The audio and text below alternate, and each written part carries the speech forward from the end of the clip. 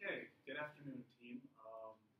So, we're going to be discussing everything that we've done from last week onwards with regards to our project and our interview with Scarlet Fever. But before that, I want to get to know how your weeks have gone. We're going to be discussing one high and one low from this past week, as well as the weekend that you guys want to talk about. I'll go first. So one high from this past week was I actually got to see my parents on Wednesday because we had to do something at home. So that was really nice, getting some work done and getting some nice quality family time in there. A low would have to be I was very busy this week. I mean, this was the first week where I had any sort of tests or anything like that. I had 2 tests and an essay due all of this week, so it was pretty rough in that regard. But I'm glad it's all over, and I'm glad that I'm here to go meeting you guys. How do you think you did? Hopefully well. I actually got a good grade on one of them. I got 95 on one of my tests. Smart. Thank you. Yeah, so that's about it for me. JC, what do you have? Well, one high about this week was that I got a perfect score on my business stat methods exam. Nice. Thanks. One low is that I spent hours upon hours in the library just studying nonstop. So, I mean, it paid off. So, That's good. That's good. thank you. Nicole?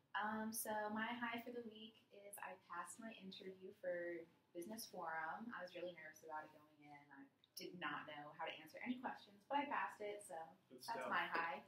And my low was my finance quiz. I feel like I did okay, but like I'm still nervous about it, and I definitely need to study more and know how to use the calculator for next time because I didn't know how to use it. I can teach you. Live and learn, you know. Live and learn. Yaron. Oh, before we go to Yaron, can we move the... Oh yeah. Perfect. Yeah, Yaron, how's your week? Also, my highest, I made some great friends, so I'm very happy. And my low is, my exam grade should be improved a little because I got 89, so just a little. And 89 is... Hey, That's that's right, I got problems. That's still really good. That's so good. Yeah. It's like one test. You're gonna get that. Yeah, I got What- budget what- and everything What else. class is it for? intermediate accounting too. Oh, Sounds hard anyways. Yeah. Yeah. Really hard. You probably did better than like most of the kids. Yeah. I'm like all of the 10% top. That's Only still the pretty good. 10%. Only the top 10%. Only the top 10. Okay, and Don, how's your week? My high, I'm meeting some good friends this week too. But for my lows, this week I just had 3 exams. 2 exams right before this meeting. Started like 9 a.m. So I'm still pretty tired after all those testing sites. Alright. Glad to be here now. That's good. That's good. Well, So am I. hopefully you passed. And got let's go. 89. Yeah, I know about that one. Yeah. Okay, so it was nice catching up with all of you guys. So now let's get into some business. So first, I just want to talk about kind of the basic stuff regarding Scarlet Fever, which is the company that we've decided to do. And with regards to the interview, for the most part of the interview, me and JC were present for both organizing it and just getting all the answers that we needed for it. So I just want to talk to JC about his, like, anything that he noticed from the interview, or just his basic thoughts. Well, my thoughts on the interview was that I think it went very well. He was very helpful. He participated fully, and I feel like he's gonna be like a great source for this project throughout the semester because he's been used before for this project, so he knows like what the deal is. So he's gonna be as helpful as possible. He gave us his contact information so we can contact him at any time. He said to contact him at any time. And yeah, seems like a very well business, very well run. So what do you think? Yeah, I mean, with regards to the contact information, I think you hit the nail on the head with that one. I think Yaron can corroborate with me on that when she actually let us know that he got back to us in a text letting us know how many employees that his company had in total, and we recorded that down as it's him. is his wife, and 12 total student employees. And we're going to be getting to how we're going to conduct an interview process with at least one or two of those students later on. But we're going to get to that later. As far as the output problem goes, he was very helpful in kind of letting us know about pretty much mostly every aspect of the company. So he also knew why we were there and why we were assessing the company. So basically what we could extract from the information he gave us was the output problem is mostly something that's seasonal. So there's not enough, in his words, directly quoting him, man hours to get the job done, for some parts of the years. And that's mostly during football games, sorority bid day, and sorority big day. So during football seasons, Penn State Rutgers games are usually the times when it's the busiest for his business because of the fact that it's such a long-running rivalry, and because people, especially from Rutgers, tend to go to that game in the highest volume. So he said that even with as many employees as are free during their operating status during that time of the year, it's very hard to get all the orders in. It's very hard to manage and process all the orders coming in from all the customers that are going to buy all that material before the game, especially like hours or minutes before the game's going to start. Yeah. He also said that he has 2 cash registers for when it does get super busy, because he said the line goes like around the entire room for the Penn State game specifically. So he does have a backup cash register for like those specific reasons.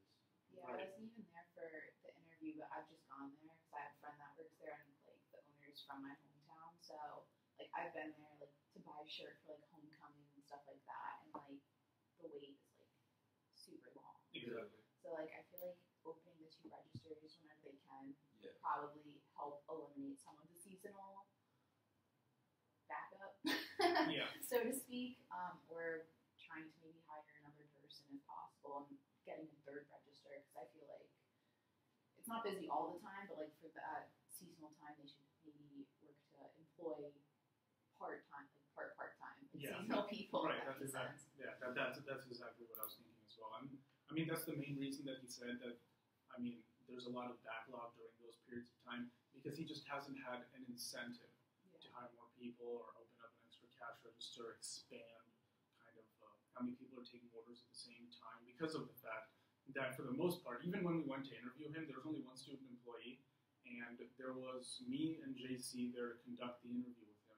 There was one more individual who went to conduct an interview with him as well for another class, and there weren't any customers. So it's not a particularly busy time right now, Right. and just for that, he doesn't want more people off his payroll, Yeah, exactly. on his payroll, just for a seasonal time, which is only about probably 2 weeks at a time for 3 to 4 times in the year. Yeah. And the biggest source of revenue and the biggest kind of the most busiest time in the year for him and his business is sorority bid day and sorority big day. And bid day is basically when everyone pledges to their sorority, or they find out. They get accepted into the sorority house. Okay, yeah. And you've had experience with this as well. I mean, you're frat. Yeah. So the sorority bid day, that's just when the girls finally finish going around to all the sororities and seeing where they want to go. And the bid is their acceptance. So they have to accept it, and once they take it, that means that they can start going through the initiation process. And along with that is all the girls in the sorority buy a ton of sorority clothes. So, for example, if you were in Zeta, you would get like a sweatshirt that says Zeta. You would get stickers for your laptop that would say Zeta. You would get lanyards that say Zeta. You would get like car stickers that say Zeta. All those kinds of things you would get, and it all comes from this one store because that's what the store is for. That's what he produces. And he's one of the only people on campus that produces that. So, do you want to talk about Big Day, or do you want to talk about Big Day? Oh, sure, but you could talk about it since you have more experience. All right. Go for it. So, Big Day, not to get confused with Bid Day.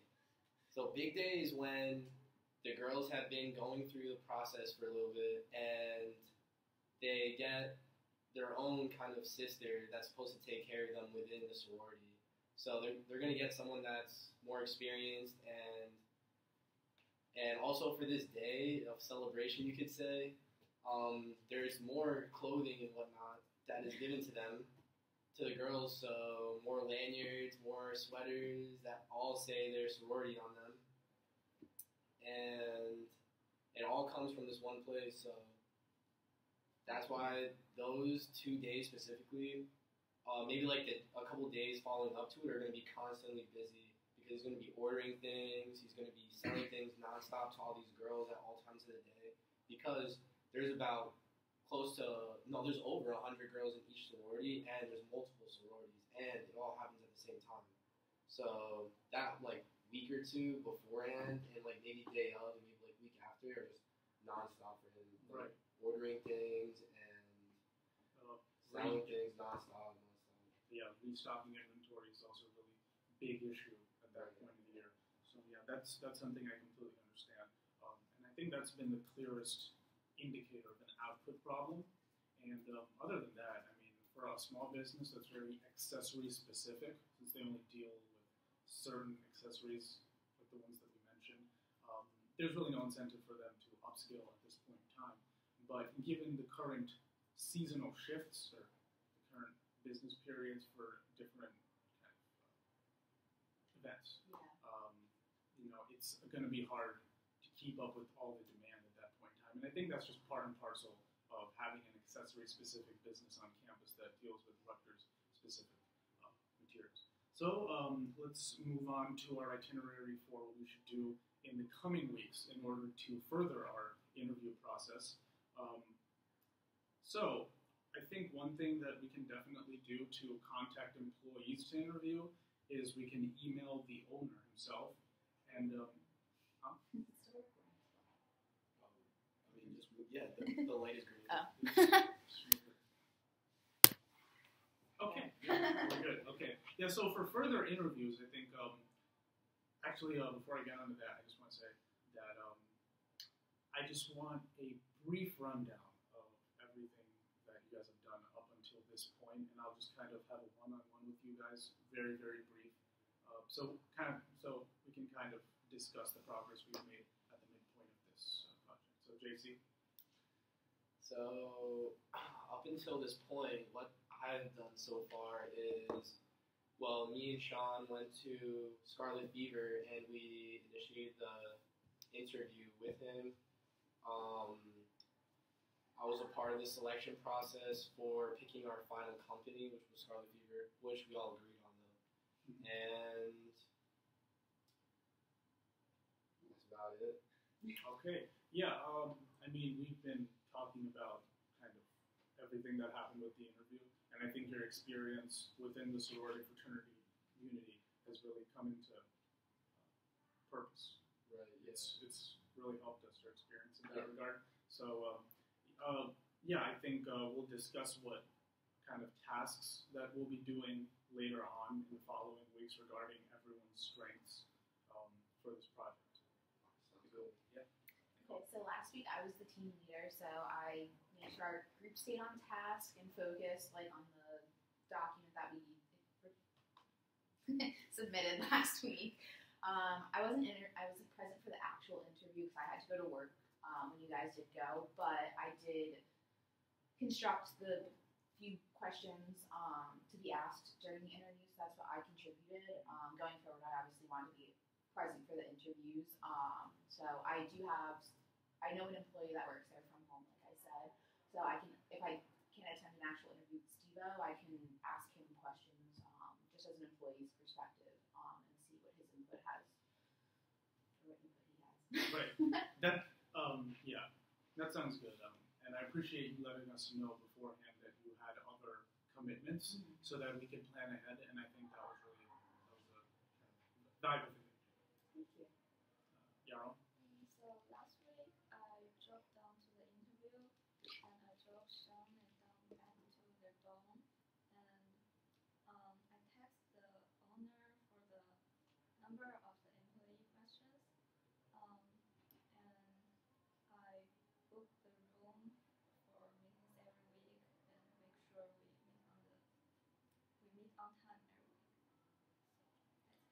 good. Yeah, and including this week as well. So we really appreciate you being on top of kind of getting us all together in the same room.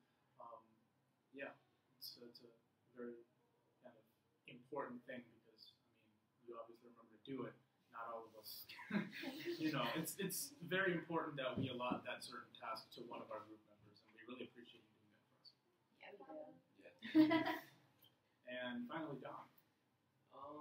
Well, what I did last week, I was basically doing the document, putting the information down, and editing the docs. So it just all the grammar should be fine, and I should be able to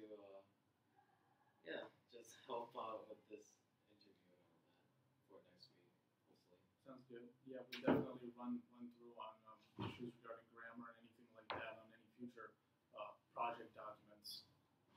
I think it would be better if we all corroborated. And thank you for your input regarding that issue. So regarding further interviews, now that I want to get into that, with employees of Scarlet Fever, I think the best course of action we can take right now, and correct me if you have anything else. I think, Nicole, you talked about you knowing someone there, but I'll definitely get to that later. Yeah. So we can email Steve-O, who's the owner of Scarlet Fever, to discuss hours when a student employee or multiple student employees will be available, and it won't be too busy for them to be able to kind of engage in an interview with us at least for 5 minutes. Yeah. And the last time me and JC went in, there was, I believe, one student employee there. He wasn't really doing anything because there wasn't anyone in the store. I think they're just going to restock inventory at most. So it's not a particularly busy period right now up until, I believe, another couple of weeks when I think bid day starts. Do you know exactly when that's going to happen?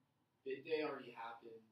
Big day is going to happen within the next couple of weeks, so Okay. he probably already had his, or he definitely already had his rush of like sales and whatnot for the sorority, but it's going to happen again once all the like initiates get their big sisters. So that's going to definitely be within a few weeks, and he's just going to get slammed with a ton of orders and things like that. Sales. It's going to be very busy for him.